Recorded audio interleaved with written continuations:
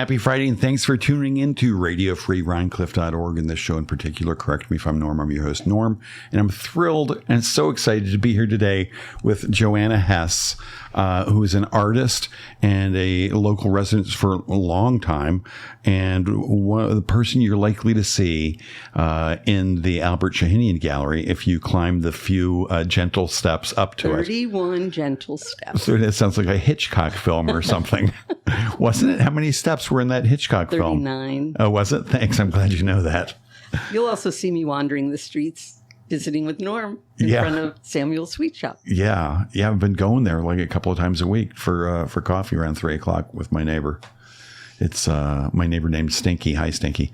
And it's really good. But the gallery is amazing. It's sort of a hidden gem up there. 24 and a half years we've been in business, which is not all in Rhinebeck, half in Rhinebeck and half in Poughkeepsie and part in Hudson. And so you opened 24 and a half years ago in Poughkeepsie. Yes, my husband did.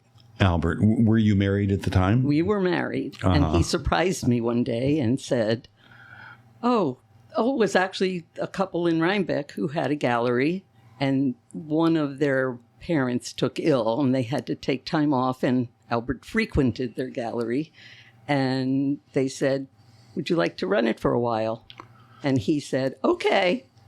And that was on Garden Street in 1998. And then Lorraine Kessler, who had a phenomenal gallery on Lower Main Street in Poughkeepsie, came to him and said, I need to take a year off. Would you like to run my gallery? So they just kept falling into his lap. So was he at one point running 2 galleries? We left the Rhinebeck one, went to Poughkeepsie, and then the next store was a thrift store, and they went out of business, and we were only going to have Lorraine's gallery for a year, so we took that one also. So we had 2 galleries for a while. And then up the street had been a Salvation Army, and the basement was gorgeous. And we took that to be the Poughkeepsie Art Museum. Wow. So we had a triple play happening. And now I've got a gajillion questions. So you said Lorraine, you took over the gallery for Lorraine down there in Poughkeepsie. And when she came back, you had opened up sort of a competing gallery next door. However, Lorraine never did come back to open her gallery. She decided to stay in New York City. So we had her, she owned the building, and we had her gallery with a piano in it. Nice. And we did performances. We had live music, we had dance, we had poetry readings. It was a beautiful space. And then we also had our little gallery next door for solo shows. And then up the street, we did exhibits, not necessarily for sale. At the Poughkeepsie Museum Poughkeepsie Art Museum, now the National Organization of Women Artists, had a juried show there. We had a show of Christo and Jean-Claude when the Gates were happening in New York City. That's a coup. It was really great. It was all their posters. And so were you working at that gallery in the art business with Albert when all this was happening? I was teaching elementary school. Oh, where were you doing that? In Pleasant Valley. Okay. So I was teaching second grade while Albert had a gallery going. And then on weekends, I would help. And I got to ask, I'm just curious, does Albert have a background in art galleries? Or does no, he actually is has a degree in choral music and classical music. And he was a conductor of choral groups. Wow. He studied in California at Occidental College. And does he sing also? He sings for himself. I see. But he plays piano at our house, and he plays lots of instruments. And he just finished going to all 13 activities at the Bard Summerscape. Every single one. Every single one. He just loves it. And it just feeds his soul of the music world. And he went to all 13. Did you not go to all of them with him? I only went to the evening performances, not the panel.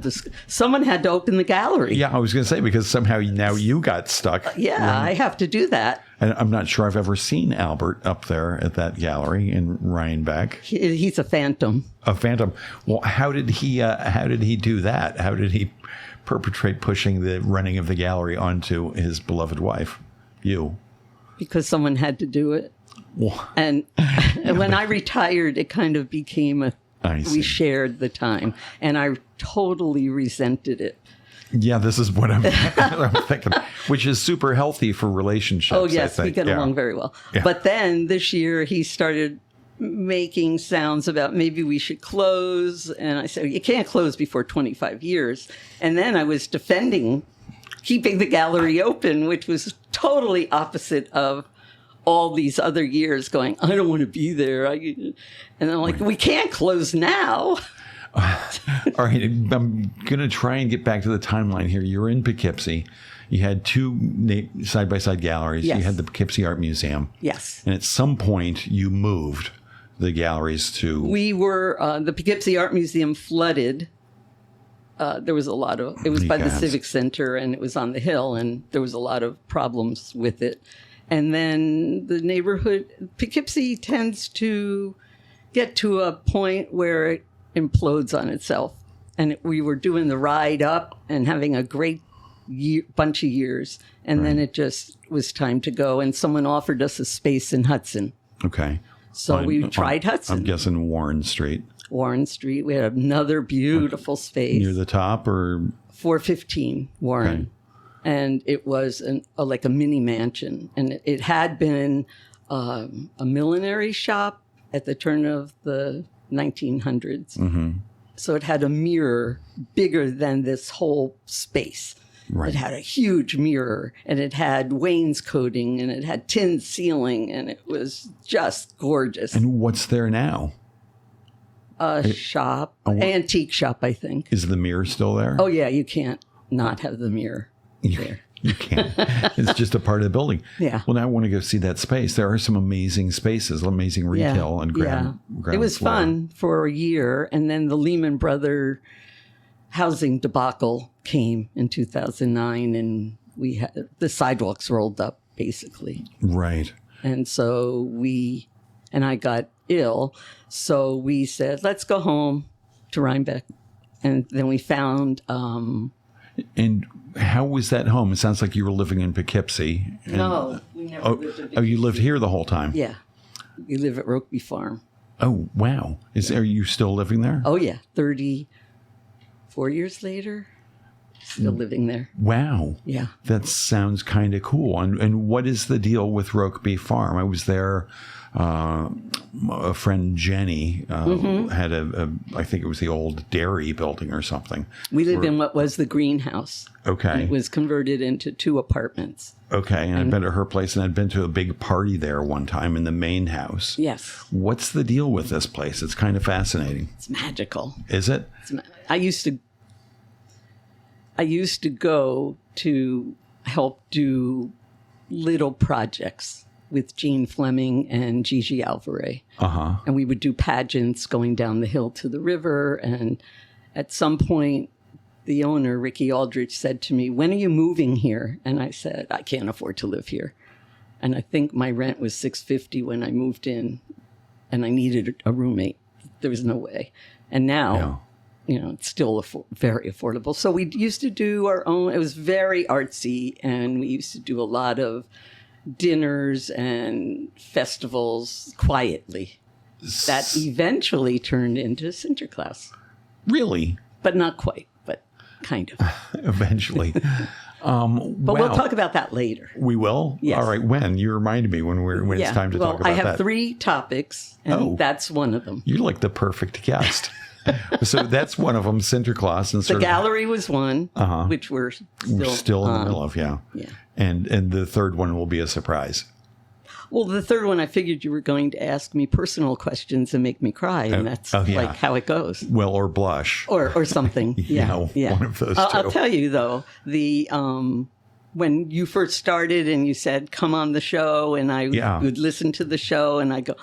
I have nothing to talk about. What's he going to talk to me about? And then you always get people to share secrets. Always. Do you have a secret? I have many secrets. Oh, great. But I don't know which one. I'm not sure which one I want to really share with you. I'll keep asking sort of questions about your timeline. Okay. And when the secret pops up, just raise your hand and we'll so I've been gears. at Rokeby since the mid-'80s. Uh-huh.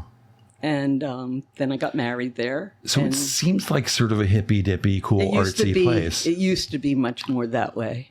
But now there's 10 outbuildings that are rented to various people. And not, I mean, you said that, who was it, Ricky, you said? Sort of tapped you and said, okay, art woman, you're going to move here. Yes. And I'm guessing it's not working like that anymore. Now it's like, just hey, different people. But we're all involved in we all get sucked into whatever genes. And is that where Jean lives as well? Yes. Huh. I met her this morning, as you know. Yes. Small town. It's all connected. We're such a community. So you've been there 25 years? 34 years. 34. I've been up here since 76. Up I don't think you were even born when I moved up to Rhinebeck. Well, you're too kind. God bless you. You're already on this show, though. You don't need to butter me up. 76. I was 16. It was the bicentennial year. Yes. It was pretty cool. And that's when I moved here. I had the bossest bangs you could ever imagine. Yeah. That way. That was the style. So you moved up here in 76 from where? I went to Pratt Institute like many of your guests have been, but not at the same time. Betsy Giacaruso and I crossed paths, but we didn't know each other. The Ransoms and I met after. Right. And I don't remember who else may have gone to Pratt. But my roommate from Pratt grew up in Rhinebeck. She was a native. Well, what's her name? Anna Baker. Anna Baker. She doesn't live here anymore. Pretty name.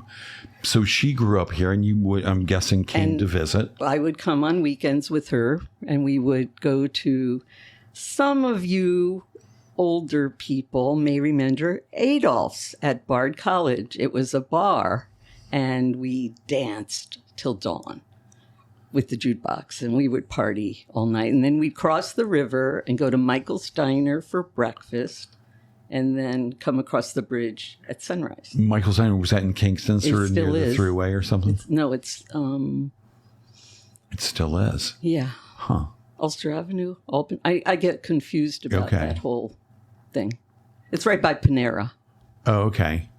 Huh. Yeah. I got to check it out. Michael's Diner. Yeah. When's the last time you went there? Last century. Yeah, last century. And what were the songs on the jukebox that really got the whole crowd stomping? I don't know. I don't remember. That was last century. Last century. Steely Dan. I don't know. Oh, yeah, Beatles, sure. Whatever. They were there. Yeah, 76. I wonder what the songs were that really got people dancing. You have to listen to the oldie station and find out. Yeah. Now, so when you moved up from Pratt, I mean, did you graduate Pratt and then come straight here? Yes. Because January, I finished in December, and so I moved up in January. And what were you doing at the time? What was your degree from Pratt? Graphic design and printmaking. And so I came up to do freelance work. Because then you could pick your own hours and you could work when you wanted and play when you wanted, which is not true, folks. Yeah. That's not how it works. Right. Really, every Monday I would call certain businesses and say, do you need me this week? And then I would pull together work. And which businesses would you call? Different graphic places. Here or down in the city? No. I didn't commute back and forth like people do. I was in Kingston a lot. I don't remember the names of the place, but I do know people still from then. So you were supporting yourself as a graphic designer? Yes. Up here. For local clients? Yes. And then... living here. Oh. And then the best job in the universe came my way with a man named David Aaron, who built playgrounds for children. Sounds pretty dreamy. There was no Warriors Park at the time. It was just a rubble on the river in Poughkeepsie. And we built Warriors Park. It was a CETA grant, a government grant. What is CETA? Oh, it doesn't matter. It was the government, $8 an hour. Good enough. We all applied to David's project, and the crew built these hyperbolic paraboloid shapes out of rebar and cement. And they made these, like a saddle. It looked like a saddle.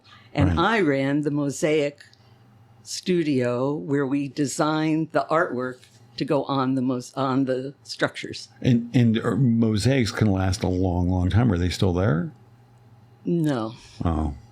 What happened to first let me tell you about the good part, and then I'll tell you the sad part. Okay. So the good part was I did a lot of research in the history of Poughkeepsie with Jane Alexander was my buddy at that time. Nice. And did she go on to be the NEA?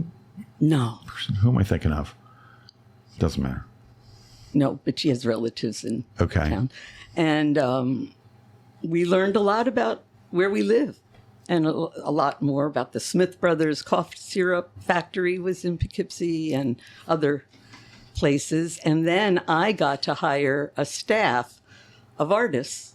And I also coordinated with schools and Hudson River Psych Center and other groups to come, and we taught them how to do mosaic artwork. We did the drawings. They would be backwards, and taught them how to clip tiles. And this Italian man, Giovanni, he just passed away.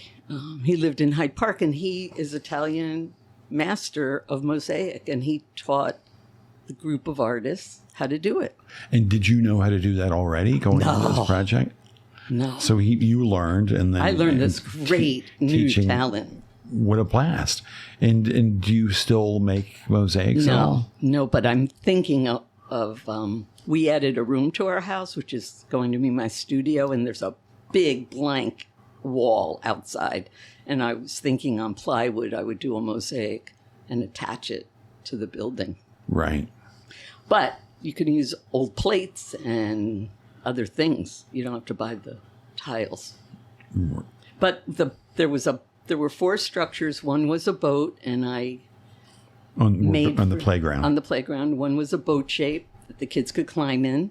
And I first met Clearwater at that time to get the names of the fish that's lived in the Hudson River. And then we mosaicked fish all over it.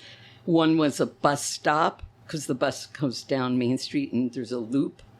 And you could sit on the laps of Marie Curie and Mr. Vassar and, all those people. And I did a mosaic. I had a collie dog then. And I did a mosaic of the collie dog into the... Do you have pictures of this? Not with me. No. Yes. It's a radio show anyway. Here. It sounds amazing. Yes. I'd love to see it. And then one was a tunnel where an old kind of train went in, and then Amtrak came out the other end.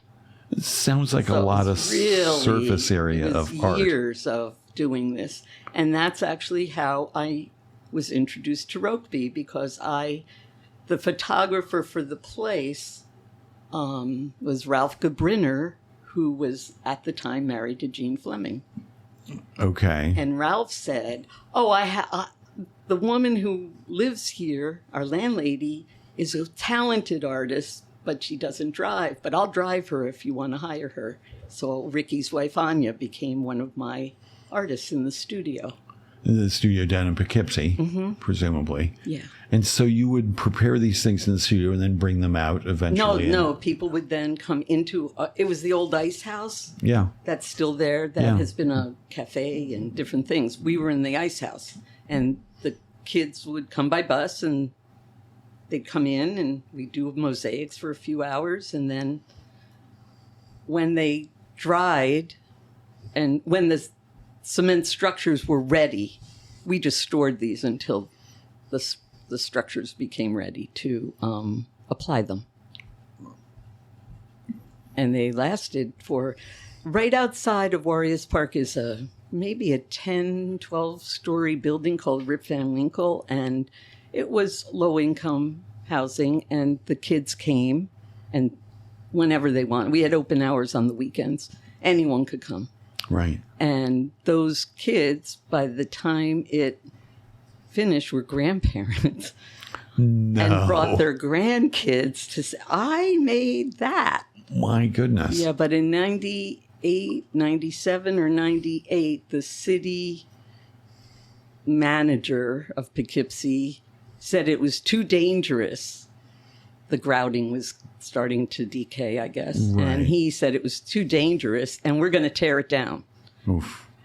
So people put up a big stink about it, but he was leaving his job and he signed the paperwork and then skipped town. He was gone. He was done. Right. And so this beautiful project, community project, was torn down. I can't imagine when the grout starts to fall out, what you're left with is all these broken glass, sharp edges. We just had to regrout it. It was an easy fix. What's a shame. So the city just tore it down. Yeah.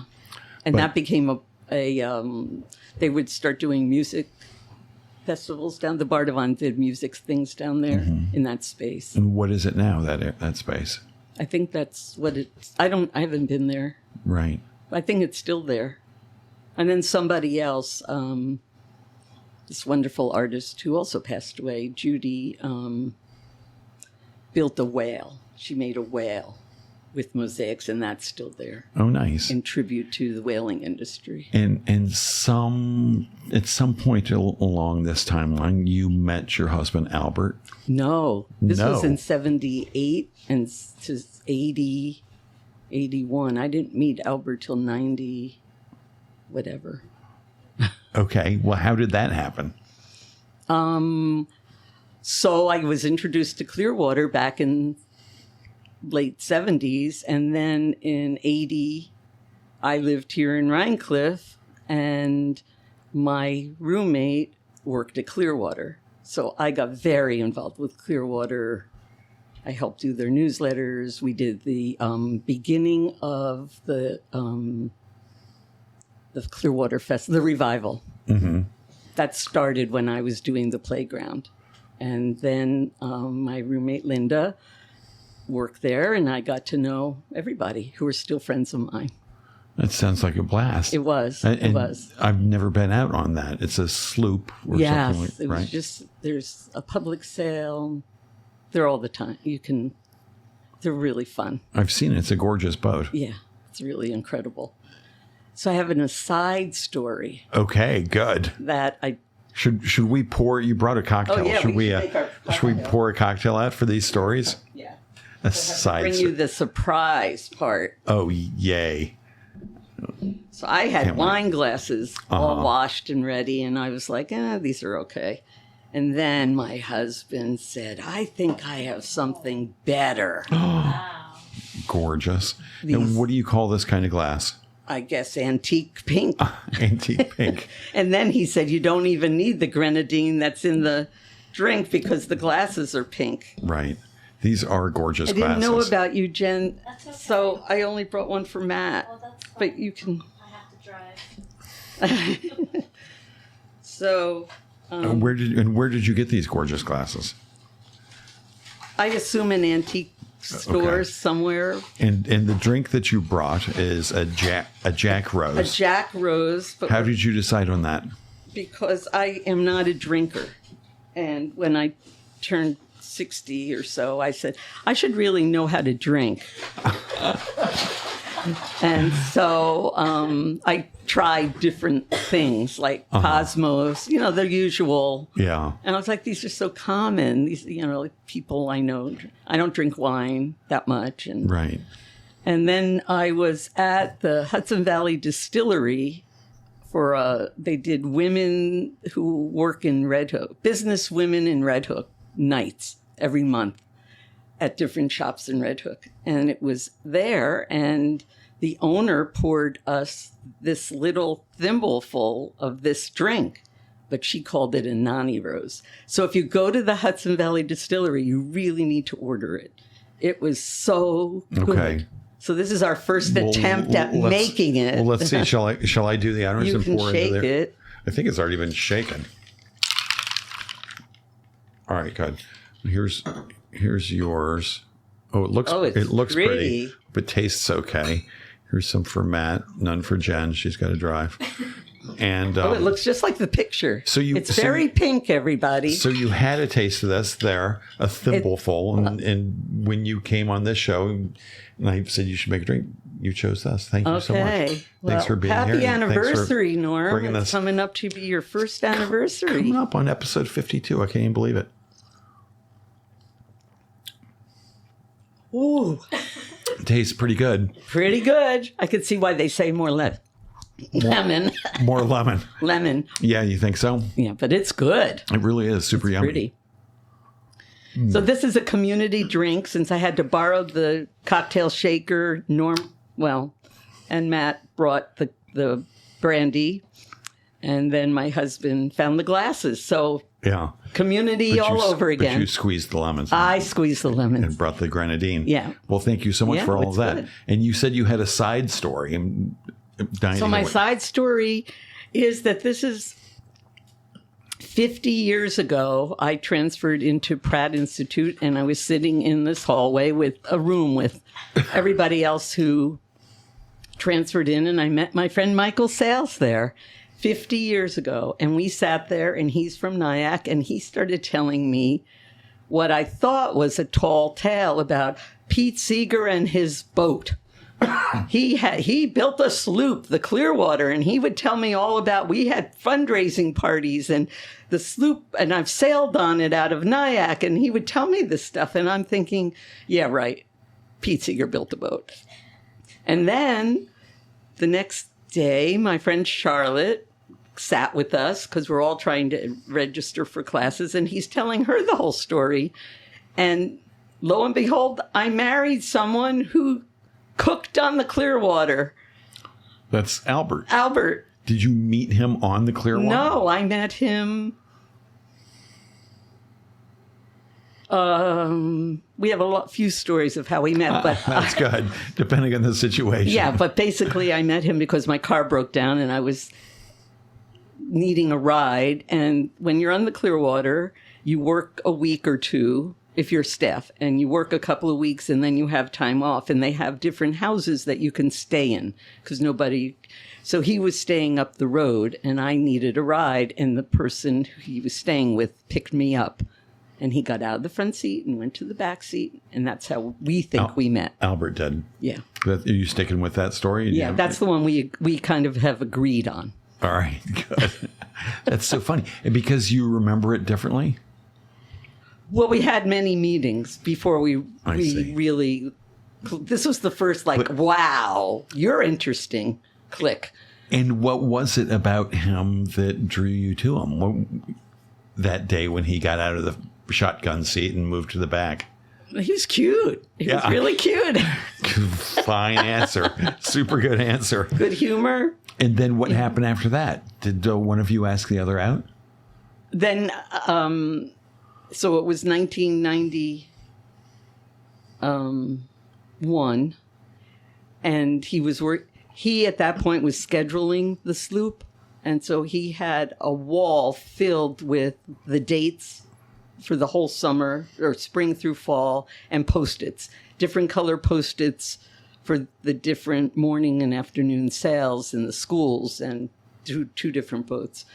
And he was working in the office, and he was talking to someone, and he said, I want to go out with someone who's fun. And she said, how about me? And he called me. And at that time, I was working at the Arts Council. It was called the Arts Council then, up the street from the Clearwater office. And I was also working at the Mid-Hudson Children's Museum. Mm-hmm. So I was juggling those two jobs, and he asked me out. So we went to a square dance on Leap Year Day, the day that women are supposed to ask men out. Sadie Hawkins Day. Sadie Hawkins Day. So our real anniversary is Leap Year Day of 92. Wow. That's kind of nice. Where was the square dance? Hyde Park. Uh-huh. And who was hosting that? Oh, there was a society. Right. Of boppers. I don't know. That every Saturday it was someone. They had it in Woodstock, like the fourth Saturday. They were in different towns, square dances. Huh. I think they should have a square dance here in Rhinecliff. Yeah. It'd be perfect. In the library. Yeah, library would be a great place for a square dance. It was fun. Except I bounce too much. People don't like to square dance with me because I bounce too much. Yeah, because I like rock and roll. I dance. I think there's an 800 number you can call for with complaints about bouncy square dancers. Yeah, for help. You bounce too much. So you went to the square dance. You kind of hit it off. We hit it off, and then we have this. So now here's the legend. But I found out this year it was not the way we remember it. We both remember. 2 weeks later, he invited me over for dinner, and his roommate at the time, was the current captain of the or she had recently been captain of the Clearwater, Betsy Jackaruso. Not Betsy Jackaruso, Betsy Garthwaite. And he was sharing an apartment with her, and Betsy was going to dinner somewhere else, and I went to dinner, and a blizzard came. It was mid-March, just like this past year. Mid-March, the 13th through the 15th, whatever it was, and I was stuck there for 3 days. Roads were closed. It sounds like that song. What song? Baby, It's Cold Outside. Oh, yeah, except and I couldn't go. The roads were all closed. The throughways were closed. Everything was closed. We were stuck. So it was either a make it or break it date. So you stayed over? For 3 days. And Betsy had to stay where she was also. So she called and said I could borrow clothes because I had gone for dinner. I didn't have any expectations. Sounds kind of dreamy. It became very romantic, and we made it. However, this year we had that same blizzard, and I looked it up, and the blizzard was not the year that Albert and I remember it to be. Oh. It was it was 93, and I think Google must be wrong because we believe it was 92. So it happens. Our whole history blew up this winter. Yeah. Because I really had a whole story in mind.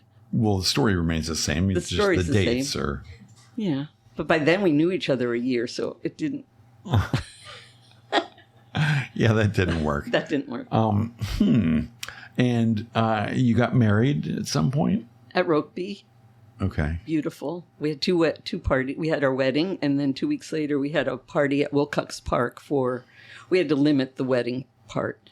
And then we decided to have this big 200-person overnight thing at Wilcox Park. Like camping and barbecue and music and stuff. All of that.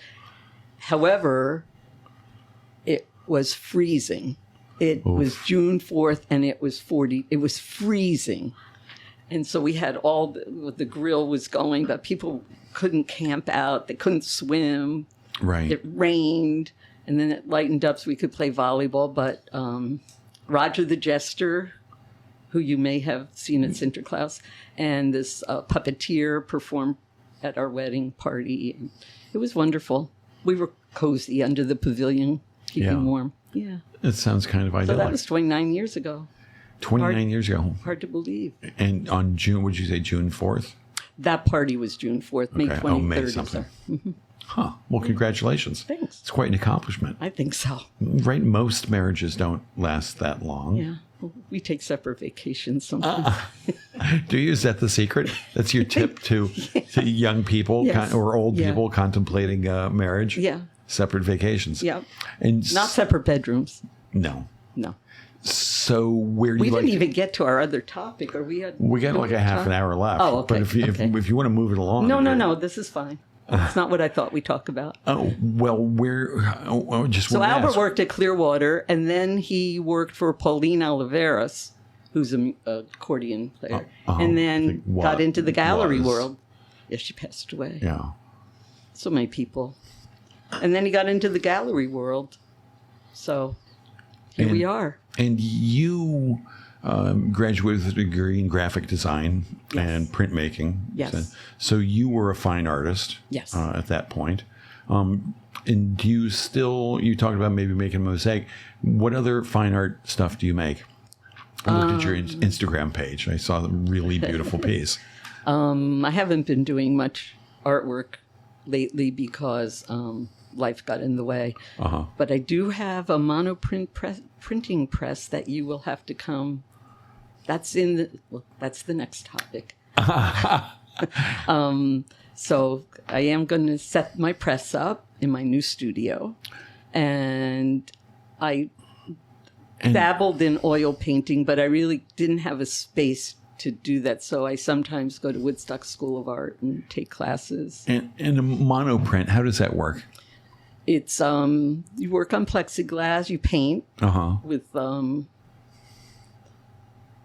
oil paint or water-based ink. Okay. And then you put a piece of paper over it. You can print by hand also. You can really press hard, but then you run it through the press and monoprint one print At a time. So you get one print of that image. Okay. You can sometimes get a ghost image, a second print, which is called a ghost image, which will be a lot lighter. Right. And people then go back and add pastel or colored pencil or paint back into the second one. Right. So you paint on the plexiglass, you put a piece of paper on top of it, you run it through the press, and you get this print. So, and it'll be the mirror image, I guess, of whatever you painted on the plexi. Yes. So my question, why don't you just paint directly onto the piece of paper? Why do people do this? The press adds this whole blending that's magical. Because it squishes the ink and paint, and you can get all sorts of blending that you don't expect. Right. So it's magical. So the press brings luck into the equation. Sometimes. Right? I mean, if it's like squishing, you don't know where it's going to go and how it's going to blend. Sometimes it's very successful. Other times those parts become collage pieces. You use them for something else. But I also do a lot of linoleum and woodcut prints because I can work on those in the gallery and it's not stinky or messy. Right. But the one thing when people look at prints is you do have to think backwards to make it. And you also have to think reverse of black and white because what you carve will be the paper color or the white. Right. And what's raised is the ink color. Right. And we have this 6-foot woodcut at the gallery that's phenomenal to look at. I just stare at it all the time and can't believe what this guy did. Well, who's the guy? What's the show at the gallery now? Oh, it's not a show. It's just a piece we have. It's the last piece we have. He only made Henrik Highland. What does woodcut prints? He was from Millerton area, but he lives in the Rockies now. Okay. And it's gorgeous. If you ever want to see a fine example of a woodcut, come on up. You have so much beautiful art up there. It's really gorgeous. So the current show is, and it's been rotating all year, is our 24th anniversary show, and it's 35 different artists. We represent almost all regional artists. One man lives in Southern California, and everyone else lives within a 2-hour drive of here. Right. And then there's some famous names like Billy Name is on your roster. Yeah. He lived in Poughkeepsie. Right. I saw that. It's pretty cool. Yeah. So what's planned for the 25? You got a big... I don't know. Are you guys going to... Is Albert going to prevail and you'll retire after 25? I don't know. He's going on a solo... well, no, he's going with Betsy on a backpacking trip in the Sierra Mountains in October. And I'm not sure where I'm going when he does that. And you said you take separate vacations. Do they happen at the same time? No, because usually someone's in the gallery. Right. So he's going on vacation. Well, he's going on a hiking vacation. Well, I guess that probably doesn't feel like work to him. No, he's excited. He has maps all over the house. And where are your dream venues for your next... Beach. So is that generally your vacations are like just lazing around the beach? No, I don't get to. I do a night or two at my friend's house in Fire Island or the Jersey Shore, but I don't get to spend weeks. And how long's Albert going away for? 3 weeks. Well, okay. Or so. Yeah. But I'm going to meet him out west, and then we're going to visit family and things. Sounds pretty dreamy. It'll be fun. It's my first plane ride in 2.5 years, so I haven't been on a plane in forever. I'm still hesitant. But we have the big thing to talk about now, Norm. It's been quite a day. I've got to tell you, I started the day hanging the art show for our upcoming Art Studio Views event. And tell people what that is, Art Studio Views. So Art Studio Views is in its 15th year, and we open, I should say 30 artists open their studios to the public from Germantown through Tivoli, Red Hook, Rhinebeck, and Hyde Park for the Labor Day weekend, Saturday and Sunday. And there are 5 studios right now who are open on Monday as well. Okay. And so this coming Saturday, mark your calendars, it's a big day in Rhinebeck. It's not only third Saturday's Arts Walk, but our ASV tour kickoff exhibit is at Betsy Giacarusso's gallery in the Rhinebeck courtyard. And you'll have one piece of art from every artist who's Yes. going to be opening their studios? Including the piece you saw on Instagram. Oh. I have a piece now. Which is yours. Yes. It's a beautiful piece. Can we talk about that now for a second? It's a jelly print. A jelly print? Yeah. All right. Now, if anybody has Instagram, you're listening, go to Instagram. Oh, is it there? And it's it's Joanna Hess. Joanna period, Joanna period Hess, Hess. And there's this gorgeous piece by you. It's number 6 back. What in the world is a jelly print? Gina Palmer, who does all the graphic work for the Rhinebeck Farmers Market, and she has a really great T-shirt this year of the pollinators. It's a really fun shirt. She does jelly prints, and she taught Like a friend and I, and Smuckers or Welch's, or it's this rectangular, square, whatever piece that's like, I don't know what it's made of, but you can make it with gelatin, like Jello gelatin, uncolored, and you ink it up. Or we put a lot of stencils down and then rolled ink on it and then put a piece of paper on and rubbed it with a roller. And there it is. Another kind of monoprint, actually, because you can't... But on gelatin. Yeah, but you buy it. Hardened. We bought it. Yeah. We bought it on you Amazon. buy the block you can already buy made. at different sizes. I've never heard of such a thing. And why would you want to do that again? It's so cool. It's just a whole different thing. And you get a different result than if you're printing on paper, which sometimes you have a paper pattern. Yeah. This is just sensuous. It's really cool. However, she taught us almost a year ago how to do it, and I don't know anymore. I need to take You already forgot? I forgot because I didn't do it. But you know, when you take a new art class or anything, you do tennis, you get so excited, you go buy him new shoes, racket. I bought all these sizes of the jelly plates on Amazon, and I bought all these inks, and because that's what happens. You get so excited, and you have to just indulge in that. And so, but this piece will be on show, on display at Betsy Giacarusso Gallery on Saturday. It's the show open. It's our sampler exhibit. It opens Saturday from 4 to 7 in the courtyard. Saturday, August 20th. And also it is Rhinebeck's third Saturday. So the Art Gallery 71 is actually featuring another of our artists, Trevor Hunt. Okay. And how many artists take part in this art studio? 30. 30. I'm maxed out at 30. Okay. Because the map, if you open that up, the map is... Love that. That's all we can handle. And I actually couldn't handle more than 30 If only you knew a graphic designer who could squeeze a few more in. No, I don't do it anymore, and I don't want to. And we used to hope we could get 24. Right.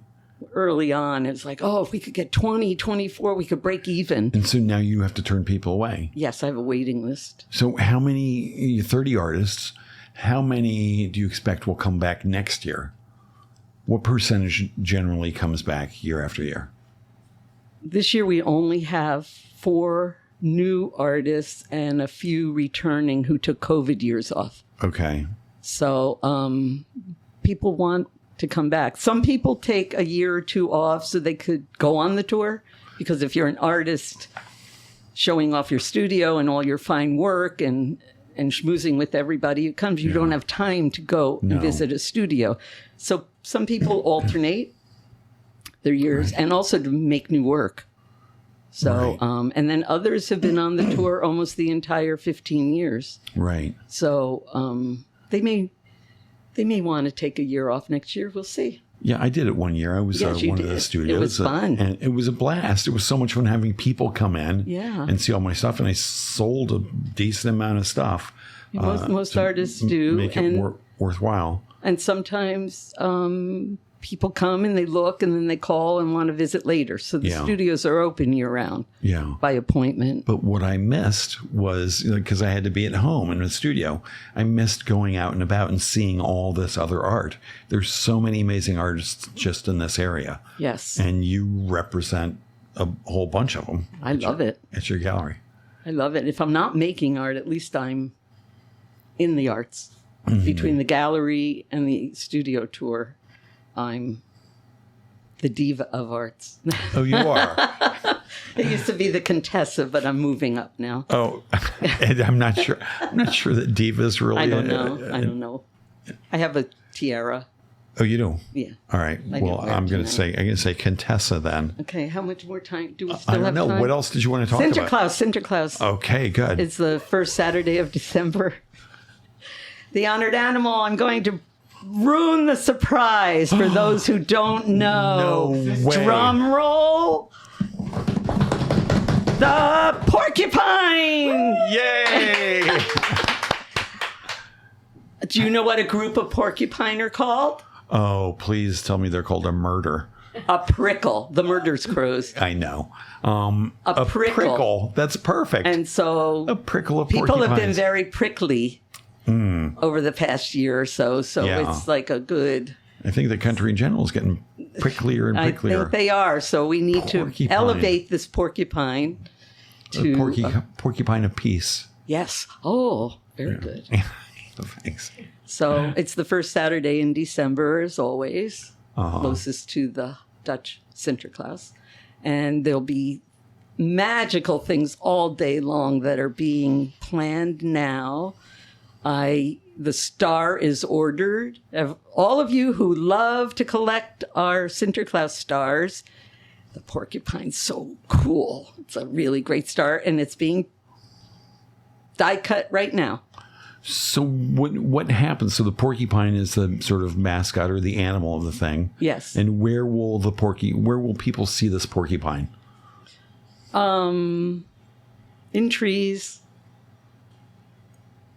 In trees. In trees. Like all over town. In the courtyard, there's a big structure that's being devised this morning. And that'll feature the porcupine. Yes.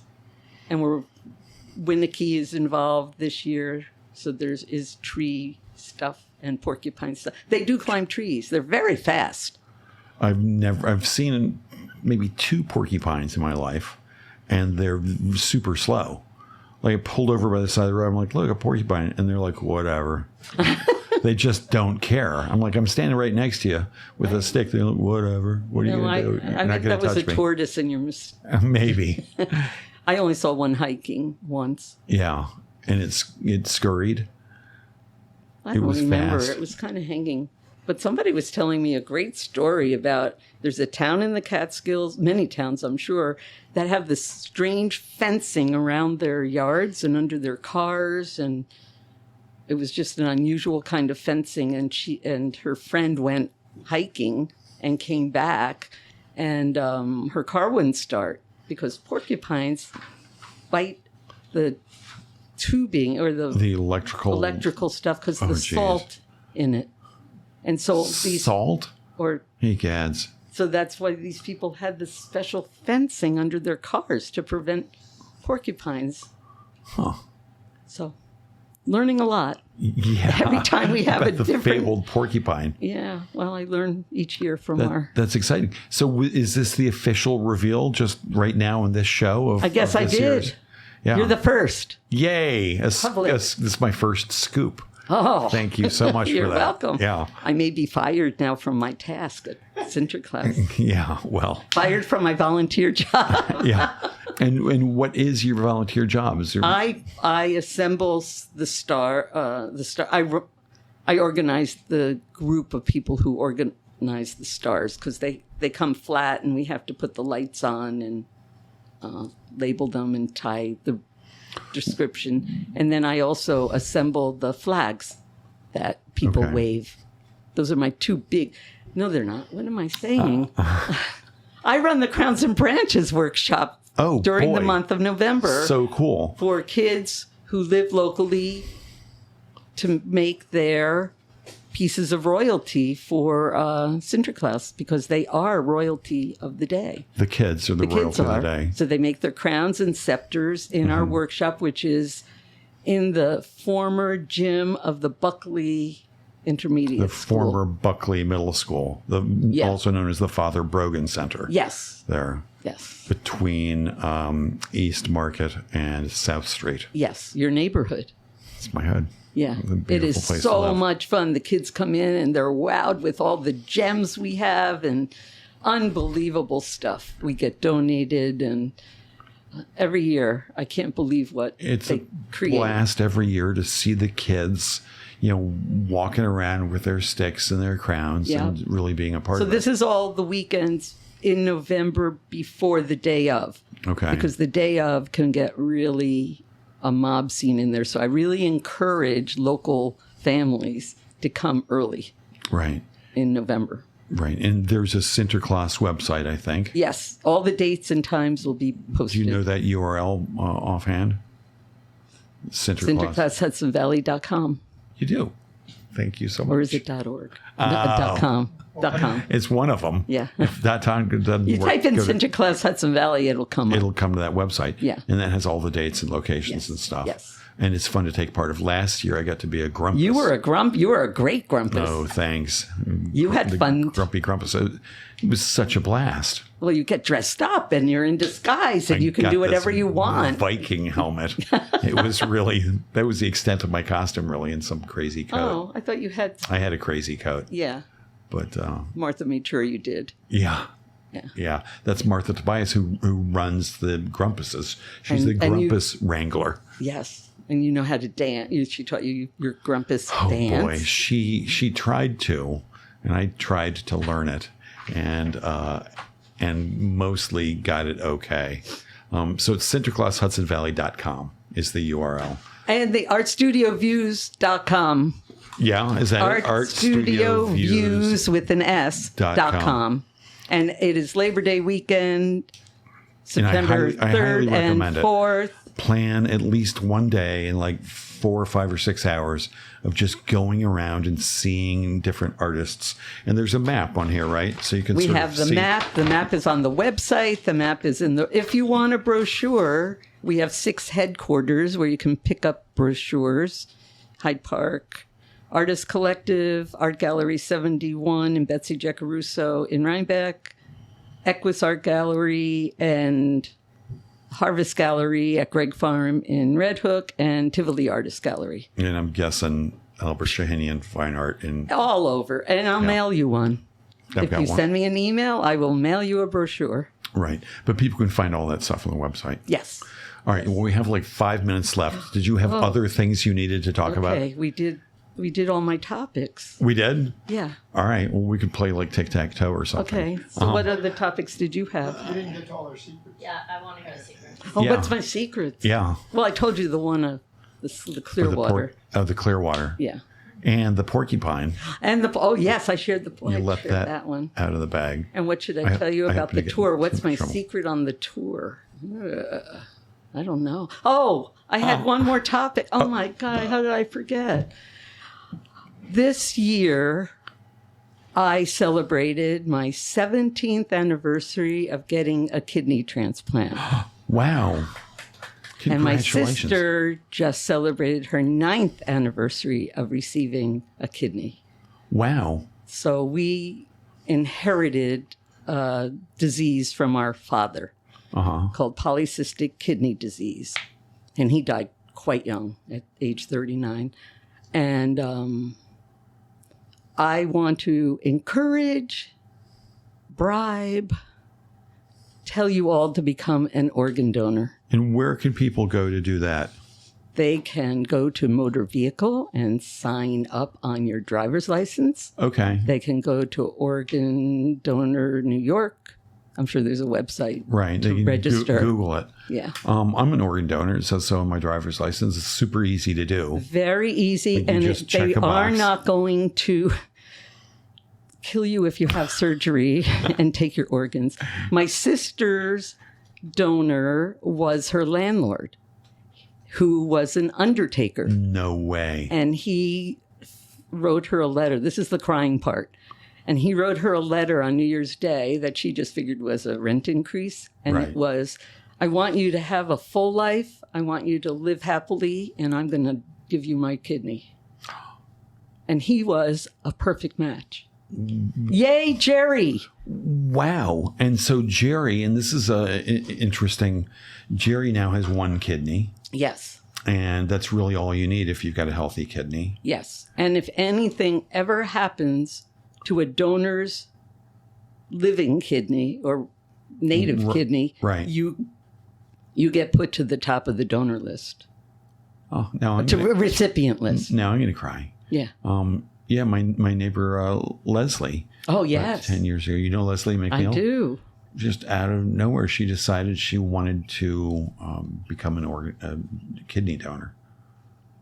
It's just an amazing thing. I had to wait a long time, and then mine was a car accident victim. But just before that happened, the custodian at my school became a donor wanted to be a donor, and she was a match. Right. To me. And here's the URL for that, donatelife.ny.gov. And there's a tab there to go to become an organ donor, donatelife.ny.gov. I can't believe I almost forgot. That was the number one thing on my list of. But one of the things about being a kidney donor is you go into this bank and somebody gets a kidney. And, everybody else sort of moves up, and it affects a whole bunch of people. And there's a huge waiting list. Right. Kidneys are the easiest to transplant. A friend of mine needed a lung transplant, and she had to wait until she was very, very, very ill before she got it. And so and we're all doing great. Yeah. Doing well. And so you got this kidney, and what's the prognosis? Do the doctors say if you lead a good life, it's going to last you until you die of natural causes? Let's hope. I don't know. I get nervous. I celebrate every time I pee.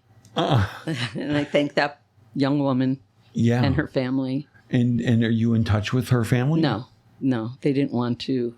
I wrote them a thank you letter, and then it goes through the social worker. And if they want to be in, some people are in touch. Yeah. My cousin's son needed bone marrow, and he and that young man are best friends now. Wow. The families are really close, and but and my sister and her landlord, we go out to dinner every June 4th to celebrate. Yeah.